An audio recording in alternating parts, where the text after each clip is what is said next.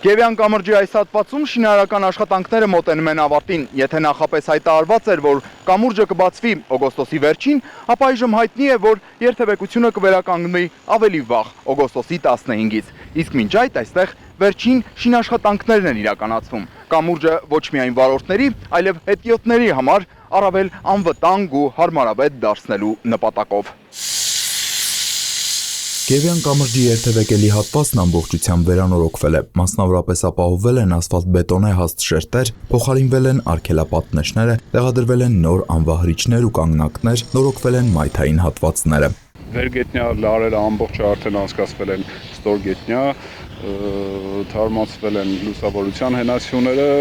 եւ արդեն ունեն գեղեցիկ տեսք։ Էլեկտրական սյուները ամբողջությամբ մաքրվել են եւ նորից ներկվել երկշեր։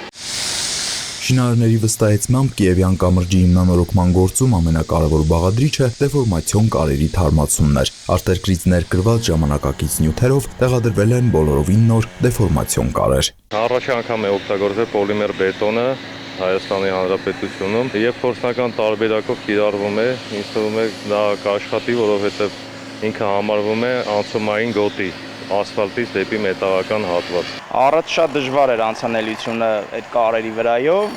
հիմա իմ կարծիքով շատ ավելի լավ է լինելու երթևեկությունը։ Անցած 2 ամիսներին անցորդներն օգտվում էին նախ աջ, ապա ձախ մայթերից, հետևելով շինարարական աշխատանքների ընթացքին ու ինչու՞ չէ ստիպված լինելով հաղթահարել նաև աղմուկն ու փոշին։ Սկզբնական փուլում քաղաքացիների կողմից դժգոհությունները շատ էին, բայց կարծում եմ բոլորն էին հասկանում այս աշխատանքների կարևորությունը։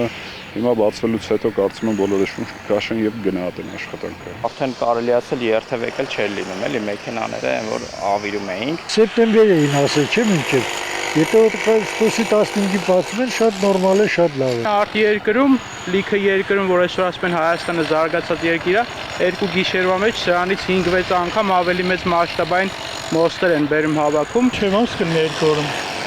Հակին տավ բանը գործ է։ Դե շնորհակալ լինենք, ոչ թե ուրիշ բաներ խոսանք։ Միշտ տվեց Երևանցին։ Դե ապահովություն էլի երևի։ Բարեկարգված ճանապարհ ամենակարևորը, գեղեցիկ առանց լարերի, մաքուր ասֆալտ, էլի չունենայինք, որ լավ լիներ։ Կամուրջով կարանք արխային գնանք։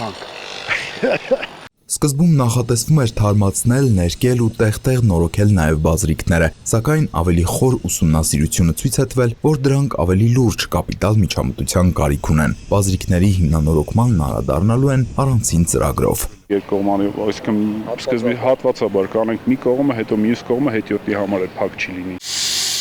Գևյան կամրջի շինաշխատանքներն այսքանով չեն ավարտվում, պայմանագրով նախատեսված է մինչև տարեվերջ ծավալուն աշխատանքներ իրականացնել նաև կամրջի ստորին հատվածներում։ Դրանք սակայն տեսանելի չեն լինելու եւ չեն խոչընդոտելու երթևեկությանը։ Արդեն սեպտեմբերից Երևանի քաղաքապետարանը նախատեսում է հիմնանորոգել նաև Ազատության պողոտա Դավիթ Անհախտ տրանսպորտային հանգույցը, երևանցիներին առավել հայտնի Լամբադա կամուրջը։ Բայց նշում որ ամբողջությամբ կառույցը չի հիմնանորոգվում, հիմնանորոգվելու է